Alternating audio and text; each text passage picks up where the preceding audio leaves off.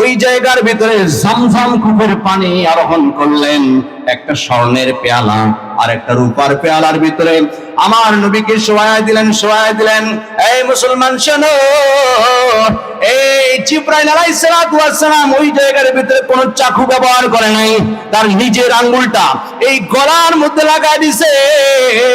পেট পর্যন্ত যখন একটা রেখা টান দিছে, মুসলমান শোন, মুহূর্তের ভিতরে আমার পয়গম্বরের বুক চিরে গেল।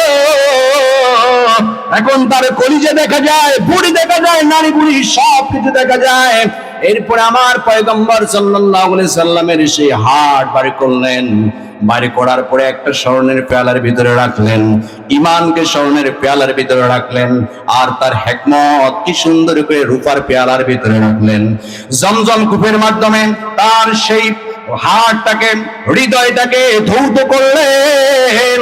কেন তারা মুসলমান এই জিনিসটা ধৌত করলেন? তার কারণ হলো, একটা মানুষ যদি চাঁদের দেশের মধ্যে যায়, সেখানে গেলে কি হয় দেখবেন, ওই জায়গার মধ্যে যাওয়ার জন্য তার আলাদা আলাদা প্রস্তুতি গুলো থাকে, বিভিন্ন পোশাকের চেঞ্জ থাকে, সেখানকার আবহাওয়া অন্যরকম। এই মানুষটাকে, এই নবীকে দুনিয়ার জমিন থেকে 7 আসমান পাড়ি দিয়ে আল্লাহ পর্যন্ত সাক্ষাৎ করা হবে। ওই তাপ আমার পয়গম্বর সহ্য করতে পারবে কিনা, এই জন্য দুনিয়ার ভিতরে তার বুকটা চিরে শক্কে চাদর করে তার অন্তরটা জমজম কূপের মাধ্যমে ধৌত করে ফেললেন। এরপরে হুবহু আবার ওই জায়গার ভিতরে স্থাপন করলেন। আনাস রাদিয়াল্লাহু তাআলা আনহু বলেন, আমার নবীর চাদরটা যখন তোলা হলো, চাদর তোলার সাথে সাথে তার বডিটার ভিতরে এমন রেখা দেখা যায়, দুইটা আলাদা কাপড় যখন সেলাই করলে যেমন সেলাইয়ের দাগ থাকে, আমার পয়গম্বরের বুকের মধ্যে সেই দাগ স্পষ্ট দেখা যায়। সুবহানাল্লাহ। আপনারা কি বিরক্ত হচ্ছেন? এই জিনিসটাকে গবেষণা করে পৃথিবীর বিজ্ঞানীরা, ডাক্তাররা চিন্তা করলেন, যদি মুহাম্মদ পয়গম্বরের বুক চিরে তার কলিজা বাইর করা হয়, তার হাড়টাকে বাইর করা হয়, জমজম কূপের মাধ্যমে যদি দৌত করা হয়, আমার এটাকে স্থাপন করলেও আমার নবী মরে না।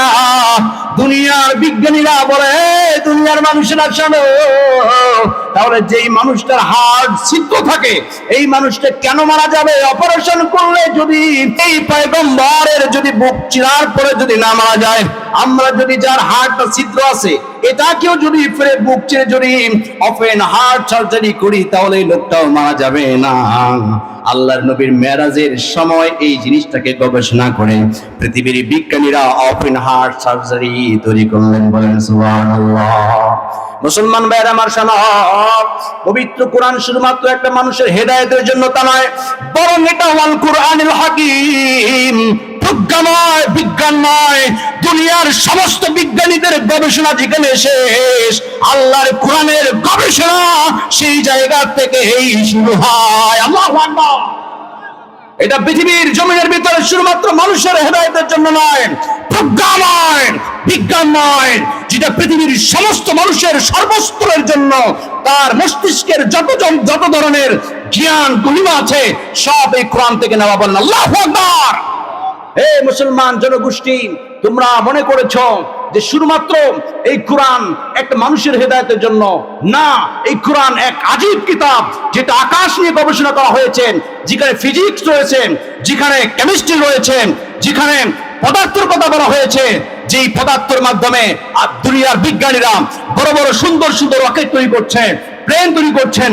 এটার ব্যাপারেও আল্লাহ তাআলা পবিত্র কোরআনে সূরা হাদীদের মধ্যে উল্লেখ করেছেন। বলেন সুবহানাল্লাহ। সেদিকে যাব না।